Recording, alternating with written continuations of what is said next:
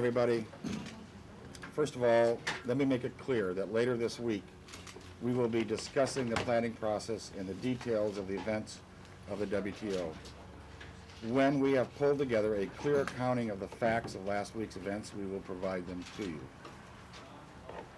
Now I'd like to make the following announcement. Yesterday, I was very sorry to receive a letter of resignation from Chief Stamper.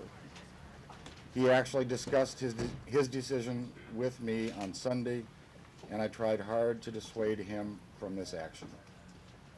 Nevertheless, the Chief's reasons for making this announcement now only increases my respect for his sense of duty and responsibility to our police department and to our city.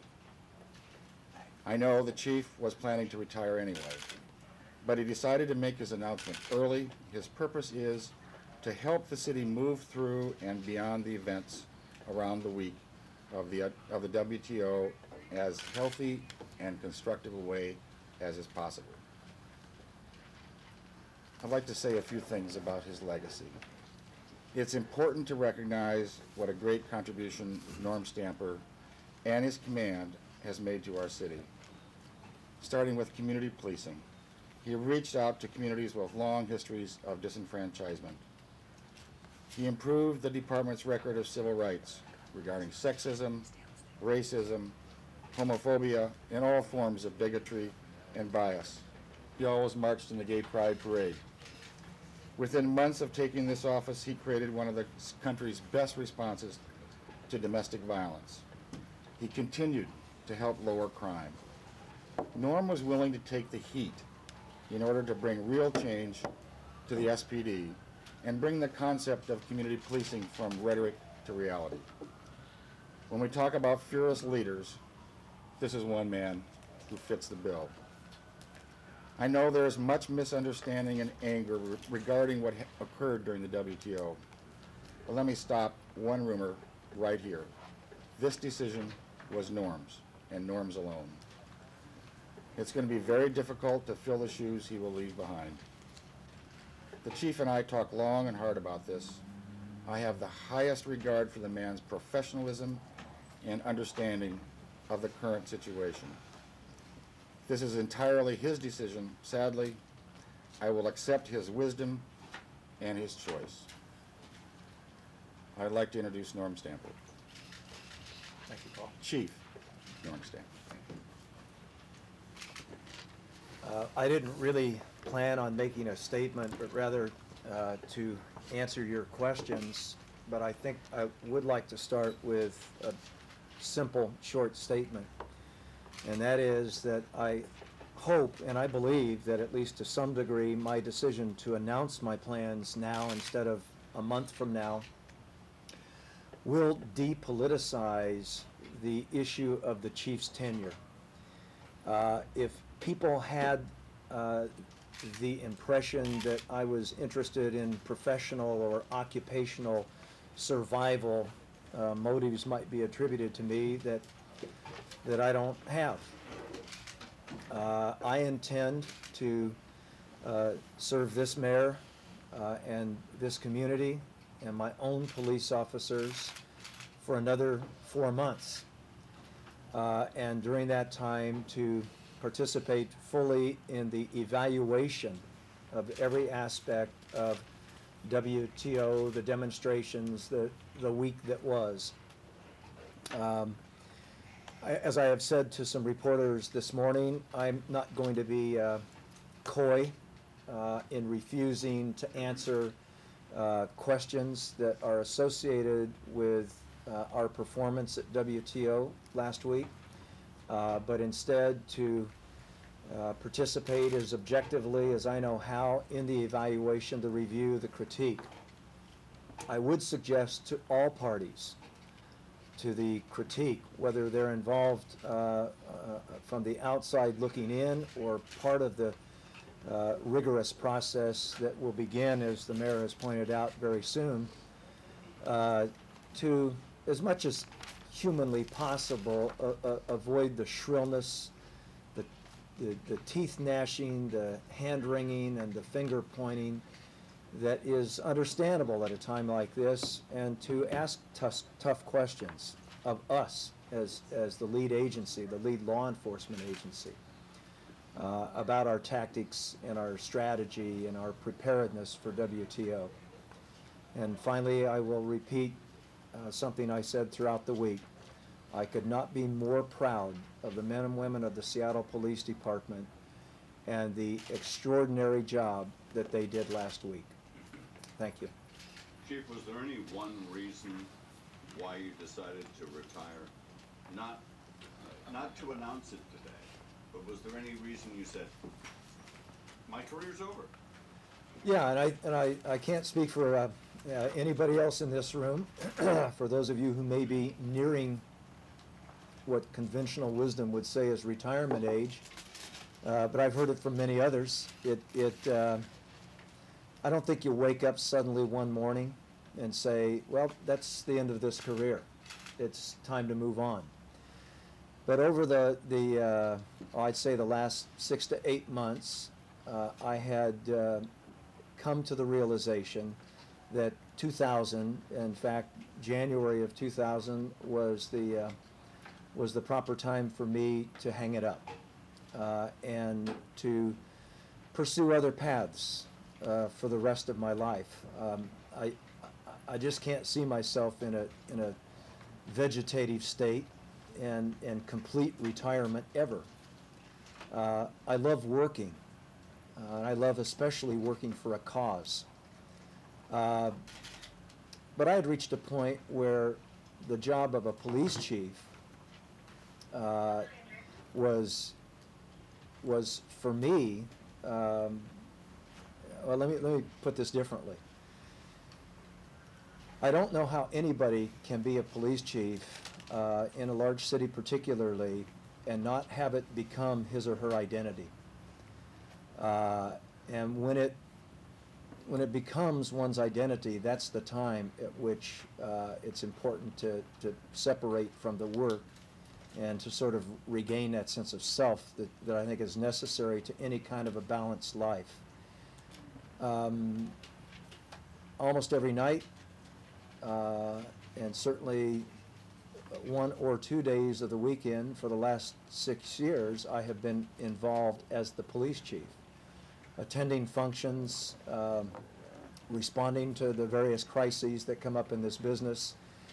And it really is time for me to take a different path and to think about how I might make a contribution to our community wearing a different hat. Did Chief, Davis could case you play into elaborate? it? No, it did not. Chief, could you elaborate on how your stepping down now will, in your words, depoliticize the investigations to come into what happened last week? Yeah, I think it's natural for people to say, well, of course, the police chief is going to say this or say that, do this or do that, because he wants to keep his job. And what I've said is, I'm not abandoning my job. I'm retiring from it, but I'm not walking away today. I will, in fact, be here over the next 4 months for this review process. Do you believe you let your officers down last week? I know there are some, if not many, officers who believe that to be the case. And that being the case, that saddens me more than I can describe. My support for our police officers, my respect and admiration for them is profound. We faced overwhelming odds last week, and the critique, obviously, of planning preparation for last week is critical. I know it was intensive. I know it was thorough and comprehensive, and I'm personally proud of that effort. But clearly, our officers faced overwhelming odds. They were on the lines for long periods of time, and they deserve every form of tangible as well as emotional support that we can give them. And to the extent that they feel that they didn't get that, I personally apologize to them. Chief Stamper, how can you depoliticize the review while still remaining in office for 4 months and directing the review and participating? I don't think that any single person is going to direct this review. I think there are any number of participants in this process, from police officers, and I would hope that frontline police officers will play a central role in the review. Their tactical supervisors out there on the streets last week need to be a part of that. Executive leadership in the department likewise. And certainly community elected officials and experts in crowd management and similar demonstrations should be a part of this review. I see myself as one participant in the process. Marshall, yesterday, Gina Podlodowski said she might subpoena some of the records to take a look at the WTO planning. When I saw her this morning, she said it was a typical repetition. We didn't even hear from the mayor that the chief had submitted his retirement letter. We started getting phone calls at 3 this morning. Has the city council been totally cut out by this office? No, and as a matter of fact, when we discussed it, the chief wanted to make this announcement the way he wanted to make it. And that I honored that. And it's his choice, and I think that it's a matter of respect for somebody who has served our city well, that he chooses when and how he makes his announcement. Mayor, some people are calling for you to step down too. What are your thoughts about that? Well, I'm not going to step down. I'm going to see through this. I think it's important for the whole community to get the facts, and that we have as independent a review, free of as much politics as we can. The whole community's hurting. I'm hurting. And I think that it's time to understand what happened, what can we learn from it as a community. And before we start assigning guilt, the first step is let's get the facts, all of us, together, and then make our conclusions, and preferably learn from it. Chief, did Richard McIver's, Councilman McIver's situation that happened at the WTO play a role? And what do you say to the African-American community that would criticize the hollow point bullet used in the African-American community and rubber bullets used in these demonstrators? What message would you say to those that would criticize that? Well, the answer to your question is no. The incident involving Mr. McIver had nothing to do with my decision. And I will say that the use of proper police equipment is a citywide responsibility. Just this morning, as I'm sure you're aware, we had a SWAT incident in which 2 people were killed, and the suspect fired on our police officers. He was shot and killed by Seattle police officers. It is in the nature of police work everywhere, in every community, that sudden violent death is a possibility. It's an occupational hazard for police officers. I support the very best in training and equipment and supervision for each and every one of our police officers. The African American and every other community is entitled to the best police service we can possibly provide, and that does mean detecting and apprehending people who commit crimes, and doing that professionally and with some compassion as well. And I think that that's what our officers do, day in and day out. Your letter begins No, some months I'd ago. like, please. I'm sorry. I'd like to amplify 2 things. One, that while the chief indicated there's going to be a complete review of all SPD procedures and every activity that was taken, but I think it's also fair to say that in the planning process, expertise for 8 months was done in partnership with a whole host of other security agencies, from the FBI to the Secret Service. So this was not, I'm going to finish my statement, please. Sorry. And second, I want to make a commitment that to the African American community, the minority communities, that the next chief will have the same commitment to reaching out to our minority communities, those who've been disenfranchised, because this police department, I believe, has done the best job in the country in terms of building trust and relationships with all of the communities to ensure that we've got fair and impartial police protection for everybody in this community, and that legacy of the chiefs will live on. Mr. Stamper, your letter begins some months ago.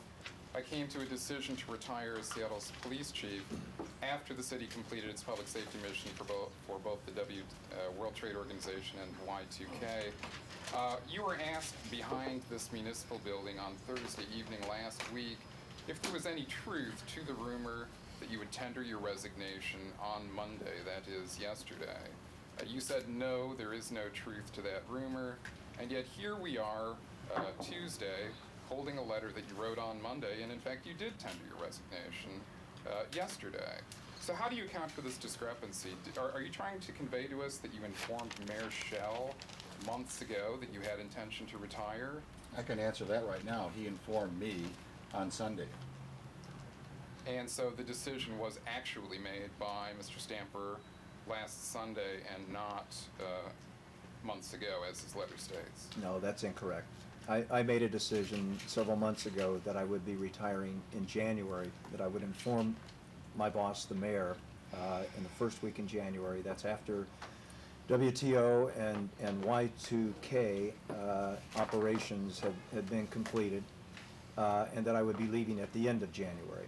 So last Thursday, You on tape, have- when you said you have were had not your question. There are retiring lots of other July, members of is the that it? media here. No. I'm sorry. I would also like to urge,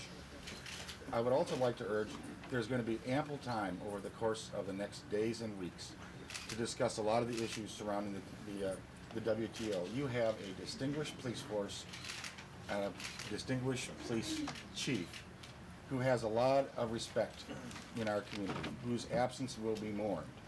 And I think it's only fair that we spend this time for Norm to review what he did in this community and deal with the legacy. Let's all find a way to deal with WTO in the best way we can, and let's base it as much as we can on facts. And together, the community will hear what they need to hear, and then we'll have a chance to hear. About the Heal. legacy, what would you like to be remembered for?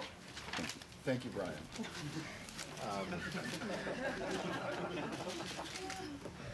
But first, let me say that I appreciate very much the mayor's remarks. I also know that it goes with the turf that police chiefs get asked and should be asked tough questions. There are a couple things that I guess I would like to be remembered for. One is my personal commitment to ending violence in the home. I believe that violence in the home is a precursor to virtually every other form of violence.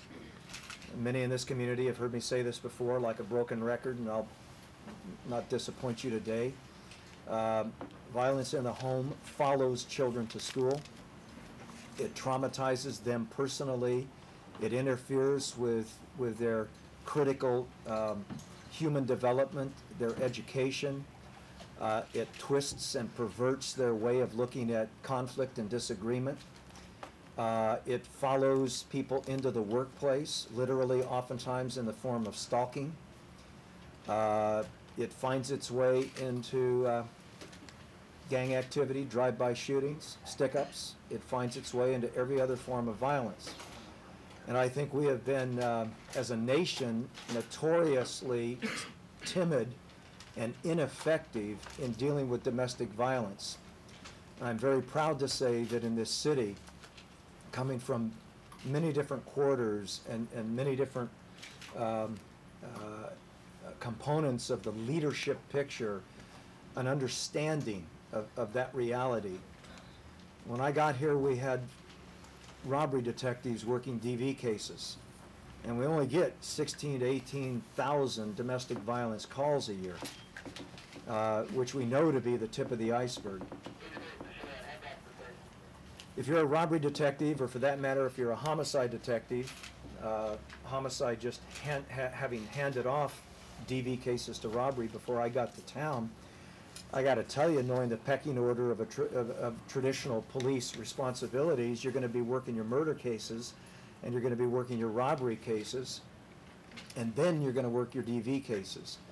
So we did, in fact, move to specialize it. We created a DV unit originally with 4 detectives. We doubled that, then we doubled that again, and then we added more.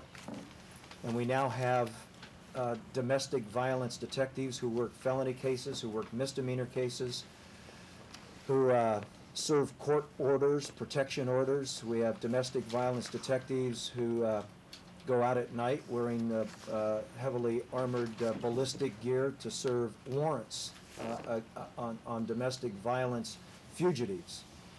We have an elder abuse expert. We have a stalking expert. We have a lethality expert and software that a detective helped the Seattle Police Department create that helps us determine of the 16,000 DV cases which ones represent the greatest risk or threat to domestic violence survivors. And we have trained our entire department, sworn and civilian, in how to prevent domestic violence and how to detect and apprehend it and to pursue an aggressive enforcement policy. I'm real proud of that work, but so much more needs to be done across the board. Much has been made of my personal commitment to community policing. I think some years down the road, nationally, we're still struggling with definitions of what that really means. To the extent that there are many in the community and many in the department who embrace a definition that I make sense, I'm also proud of that, would like to be remembered for that. Community policing is the community policing itself with the help of a lot of partners. I don't mean to make this a speech, but I think it's very important if any community wants to embrace the fashionable terminology of community policing that they understand that it ain't touchy-feely police work. It's very hard police work, and it really does require at its cornerstone a commitment to traditional police practices. Developing sources of information, commonly referred to as snitches, is a part of community policing. Creating ever increasingly successful strategies for detecting and apprehending people who are hurting other people is a huge part and a necessary part of community policing. We cannot abandon traditional police practices in pursuit of some fashionable definition of community policing. Cops have got to be tough. They've got to be strong. They've got to recognizing that detecting, apprehending, and assisting in the successful prosecution of people that pull bank jobs or stick up convenience stores or engage in drive-by shootings is an important part of community policing. And so too is building relationships and partnerships and community development and community building of the type that we were, I think, justifiably recognized for in the International District a couple of weeks ago. Some pretty incredible work going on in that community and many others. I'd also like to be known as a chief who neither fostered nor engaged in a circle the wagons mentality when we got beaten around the head and shoulders by the press. It's real hard when you're fed a steady diet of negative criticism not to develop a bunker mentality. And I will admit to at least a couple of weeks, if not a couple of months of that kind of feeling myself.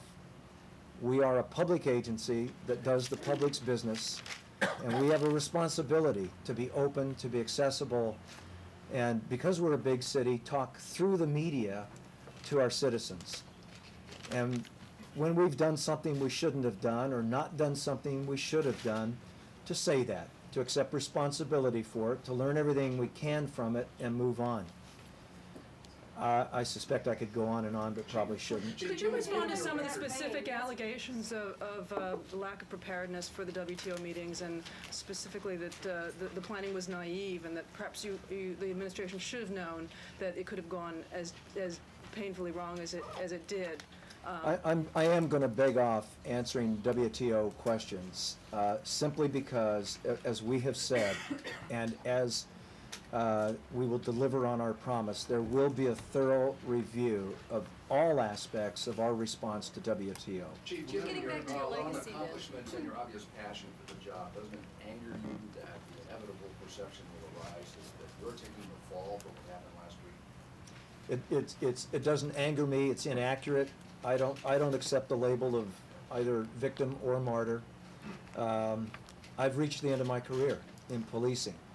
And that's always bittersweet. I've talked to many of my colleagues around the country who've stepped down. Most do step down at a time of crisis or controversy, and that's simply because there's no other opportunity in police work. And I mean that. I'm not being cute when I say it. Police work is very visible and very conspicuous. And at any given moment, we will be attending to the controversy du jour. What actually makes me feel very good about the timing of my retirement is that I'm being served, and this community is being served by an incredibly effective and very deep pool of talent within the Seattle Police Department. I could not be more proud to be associated with assistant chiefs and captains and lieutenants and sergeants and civilian equivalents. We sometimes lose track of the critical role of the non-cops in our police department who are an integral part of our team. I mean, to say they're good is to understate it. They love this community, they're committed to it. I think they serve our employees and our citizens very well. So I feel good about that, and I will accept that as part of my legacy. Every time I've been tempted, and my staff will tell you I sometimes don't resist the temptation to micromanage. If I'm doing some good self-monitoring, I'll catch myself and say, maybe I wouldn't do it exactly the way a subordinate would do it, but if I do not give them the opportunity to make the same mistakes that I was allowed to make as I was coming up through the ranks, they wouldn't grow personally and they wouldn't develop professionally. And I'm proud to be part of a legacy, if we can use that term, that has encouraged all employees of our department to exercise their own imagination and creativity in getting their jobs done. All the stuff that I just talked about, domestic violence, if you think I get the credit for that, I do not. Those ideas, those new provisions and new features of building the country's best police response to domestic violence came from rank and file police officers and their first line supervisors in conjunction with community partners, battered women's shelters and other experts who've worked with us on that stuff. Chief, isn't it also part of your legacy, however, that you leave behind a police department that in many cases its rank and file has lost faith in its leadership?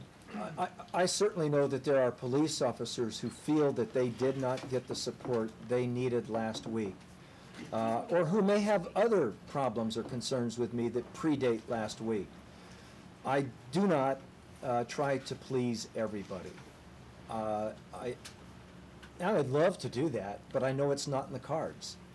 I know that principled and powerful and purposeful leadership requires leaders to stake out a position or a place in the future that's a better place than where we are today, and to move toward that place. And my sense is the vast majority of our officers, whether they like their chief marching in the gay pride parade or what have you, have not only moved with me in that journey toward better and better police work, they've in many respects led it. We've quarreled along the way. We've argued along the way. One of the things that I love about my cops is that they're willing to look me in the face and tell me that they disagree with a particular policy or a position that I've taken. I'd much rather have that face to face than behind my back, and I get it face to face. Do you think those criticisms of the rank Now, and just a file minute. are justified? No, sit. I mean, you were next. You are sitting. I'm sorry. Chief Stamper, I heard some very damning testimony about the police this summer from the communities of color. I've heard it related to things like the nuisance ordinances, the ordinances which are taking problem drivers off the street. What objective evidence do you have that communities of color and the poor are currently receiving equal enforcement under the law? I meet regularly, and I do mean regularly, with 10 community advisory councils. They include, and I won't list them all in the interest of time, but the African American, the Filipino American, the Hispanic Latino, the sexual minorities communities. I meet regularly with people that I think most in this room would recognize as grassroots activists and community leaders. We talk about police department policies and practices. We talk about legislation. We talk about initiatives, either of the department or of the community. And what I hear regularly is that there is strong support for community policing and for effective problem-solving partnerships. So if you're going to pursue legislation, for example, that would cause automobiles to be impounded or clubs to be regulated, consult with us, give us an opportunity to have our voices heard. And when I've done that, what I have found is, not surprisingly, great divisions between and among various members of the community. For example, very strong critics historically of the police department marched on certain clubs and leafleted them and urged African Americans not to patronize them because the clubs could not guarantee the safety of their children, young adults.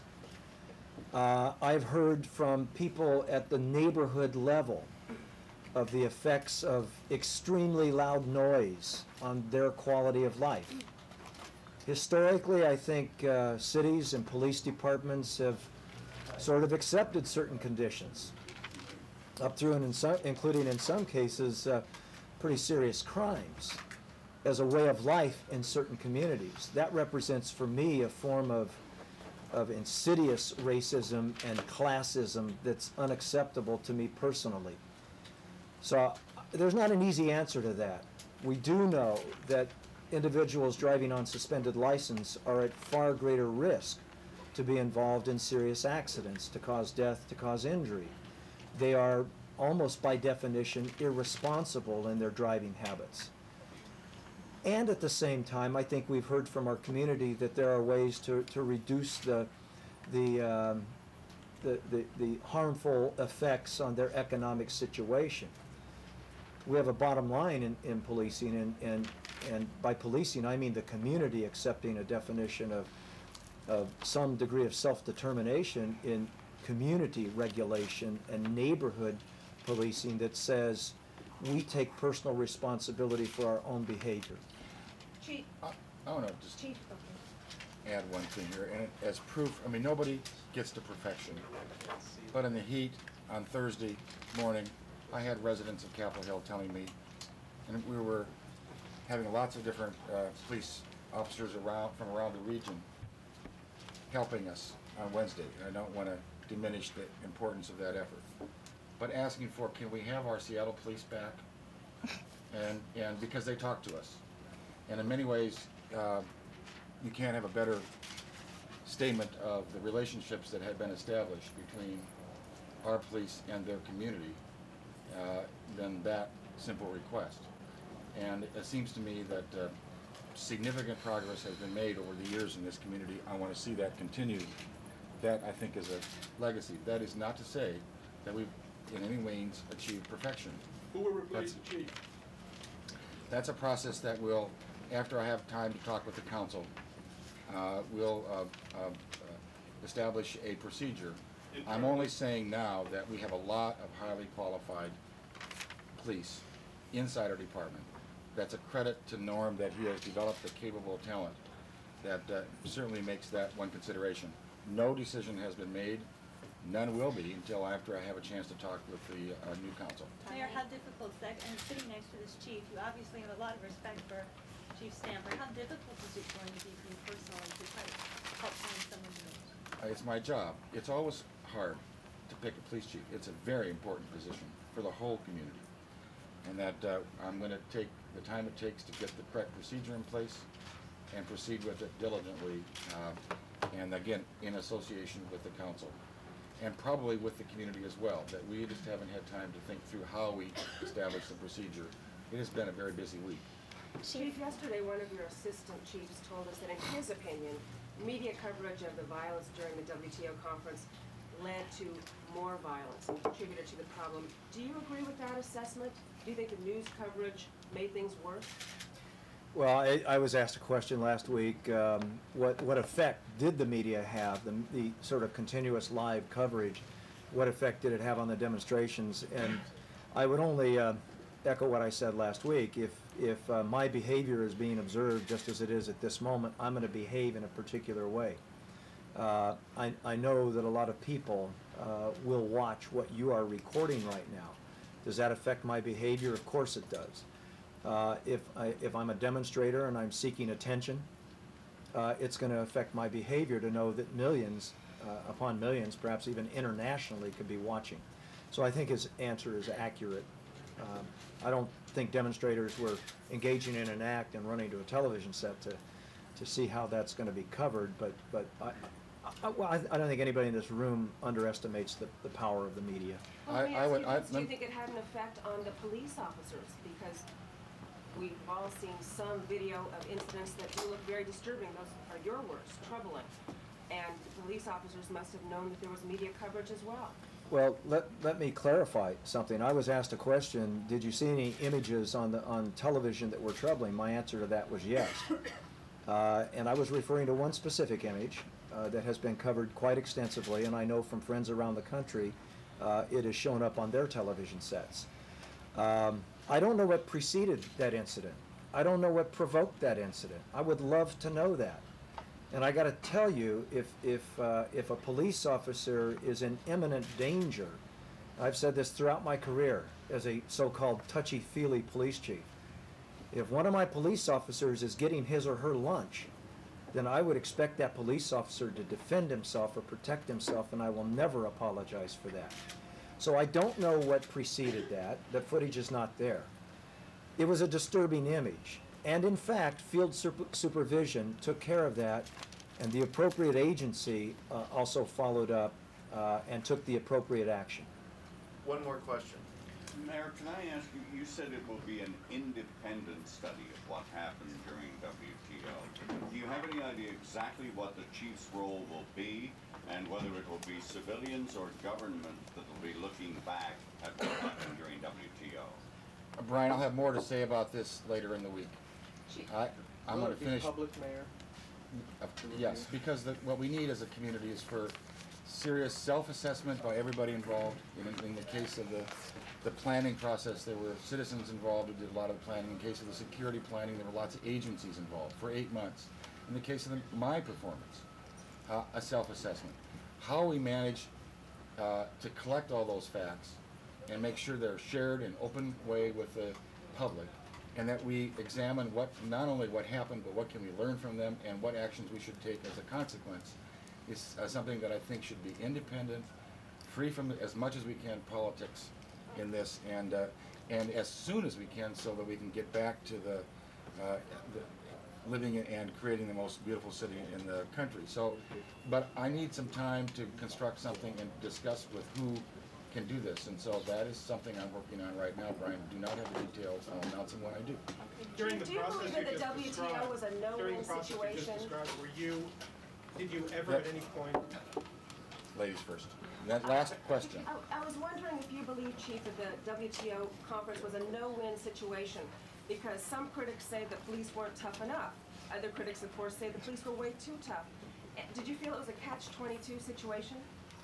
No, I actually felt that it is a inevitable part of police work. Yesterday, I was walking down one of the downtown streets. A woman stopped me, shook my hand vigorously, and said, "Thank you so much. Your officers saved our city. We'll always be grateful to you. I am a native Seattleite. Thank you, thank you, thank you." 5 feet behind her, and hearing the conversation, was another woman who said, "I have a dissenting point of view." Thank you very much. But we both love you, which was heartwarming. Thank you. Thank you.